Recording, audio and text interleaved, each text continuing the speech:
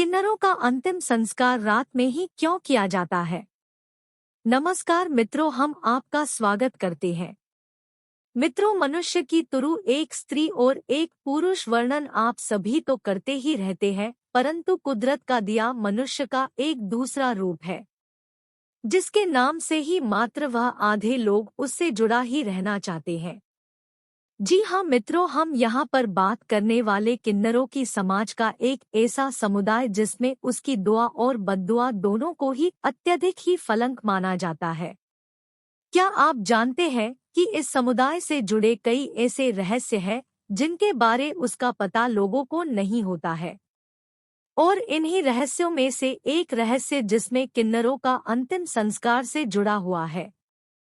मित्रों, क्या आपको ज्ञान है कि किन्नरों का अंतिम संस्कार एक बहुत ही तरीके से रात्रि के माध्यम से किया जाता है?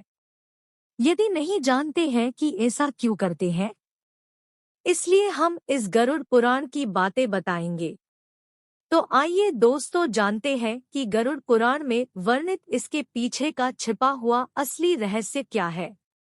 किन्नरों का अंतिम संस्कार से जुड़ी हुई कई बातें जो आपको मालूम नहीं है। मित्रों, यूं की किन्नरों को पौराणिक ग्रंथ में यक्ष और गरवों के समान ही उसका स्थान दिया जाता है, परंतु इसक अस्तवित के समान ही इनकी अंतिम संस्कार की प्रक्रिया बहुत ही अद्भुत होती है, जिसका वर्णन इस गरुड़ पुराण में किया गया है। इसमें वर्णित एक कतरहा के अनुसार किन्नरों का अंतिम संस्कार की अंतिम विधि का बहुत गोपनीयता से किया जाता है। गरुड़ पुराण के अनुसार ऐसा माना जाता है कि किन्नरों के पास एक ऐसी अद्भुत शक्ति होती है जिसका पता हम सभी को नहीं होता है, जिसका फलस्वरूप उस मरने से पहले ही पता चल जाता है कि उनकी मृत्यु पहले से ही होने वाली है। ऐसा होने के कारण किन्नरों कहीं पर आना जाना बंद ही कर देते हैं। यहाँ तक वह अन्न का त्याग करके वह पानी पीते हैं, और इस अंतराल में वह अपने और दूसरे किन्नर के लिए वह भगवान से यही प्रार्थना करते हैं कि उनका अगला जन्म वह किन्नर के रूप में जन्म नहीं होता है।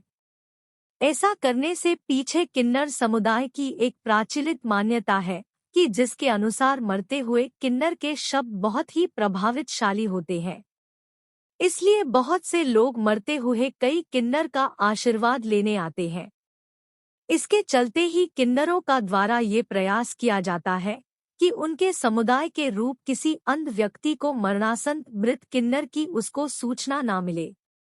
गरुड़ पुराण में प्रत्येक व्यक्ति के अंतिम संस्कार के अनुसार उसका अलग अलग वर्णन किया गया है, जिसमें बच्चों और महिलाओं के अंतिम संस्कार को लेकर उसमें बिनकर्मों का उल्लेख किया गया है। इसी जुड़ी हुई अधिक जानकारी के लिए आप आगे ही बढ़ते रहे और गरुड़ पुराण की कथा आगे ही बढ़ते रहे। किन्नरों के अंतिम के संस्कार के कुछ नियम के बारे में उसका उल्लेख किया गया है। गरुड़ पुराण के अनुसार किन्नरों की शत को जलाया नहीं जाता है, बल्कि उसको दफनाया जाता है। हिंदू धर्म में प्रत्येक के अंतिम संस्कार में बारे में और इसके विधि के बारे में बताया गया है। जब ये किन्नरों के लिए उनकी अंतिम संस्कार में उसे दफनाया का बहुत ही प्रणिधान है। किन्नर समाज में किसी भी मृत्यु होती है तो सबसे पहले उनके आत्मा को आजाद करने की प्रक्रिया की जाती है। इसके लिए उस मृत शरीर को सफेद कपड़े में लिपट दिया जाता है। साथ ही दोस्तों, ये भी ख्याल रखा गया है कि शत पर कुछ भी बंधा हुआ ना हो। ऐसा इसलिए कहा जाता है कि उसकी आत्मा को वह आजाद कर सके। इतना नहीं, बल्कि उस किन्नर की आत्मा को सब किन्नरों मिलकर उस आत्मा को बहुत तरह की गालियां देते हैं और उसे जूते चंपलों से मारते हैं, क्योंकि ऐसी मान्यता है कि ऐसा करने से उस किन्नर के शत के सभी उसके जन और उसके संबंध वाले और इसके पाप कोई भी रह जाता है तो वो भी बिल्कुल ही नष्ट हो जाता है और अगले जन्म में संपूर्ण पुरुष का जन्म की आशा करते हैं। इसी कड़ी में उस संसार के सभी जुड़ी किन्नर की ओर भी मान्यता है कि जो कि वह आम लोगों से वह बिल्कुल ही अलग होती है।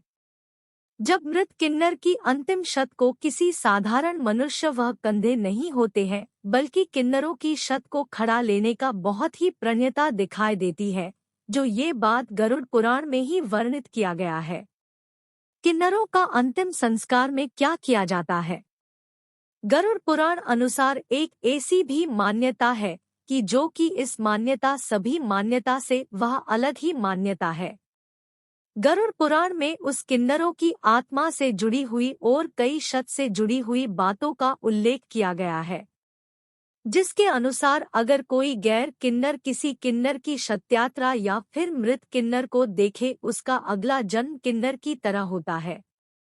इसलिए दोस्तों, किन्नरों के समुदाय द्वारा ऐसा प्रयत्न किया जाता है कि उस दिवंगत की नर को कोई आम जन नहीं देख पाए। इसलिए उसकी मृत्यु होने पर उनके पहले अधिकारी द्वारा पहले से ही सूचित किया जाता है कि वह उस किन्नर को शत को दफनाया जाए। किन्नर की किसी भी मृत्यु होने पर कोई गाना या डांस और खुशियां बनाने की मान्यता है, और ऐसा किया जाता है कि क्योंकि गरुड़ पुराण अनुसार उस किन्नर की आत्मा को इस सृष्टि से उसे मुक्ति मिल जाती है, जिसका धन्यवाद करने के लिए संपूर्ण किन्नर उस शत के चारों ओर खड़े होकर वह उस शत के मुक्ति के लिए वह अपने आराध्य देव इरावत देव का वह नमन करते हैं और प्रार्थना करते हैं कि उस मृत किन्नर को दूसरे जन्म वज उसको किन्नर का जन्म नहीं बल्कि उसको संपूर्ण पुरुष का जन्म मिले, ऐसी प्रार्थना करते हैं। इसके अलावा उसको कई पुण्यदान भी किया जाता है, क्योंकि उस पुण्य के कारण उस किन्नर को दोबारा उसे किन्नर का जन्म नहीं मिले, उसकी आशा करते हैं। मित्रों, ये भी कहा जाता है कि किन्नर समुदाय द्वारा उस किन्नर को शत को दफनाने के बाद उसे 1 सप्ताह के लिए सभी किन्नरों को एक व्रत करना पड़ता है।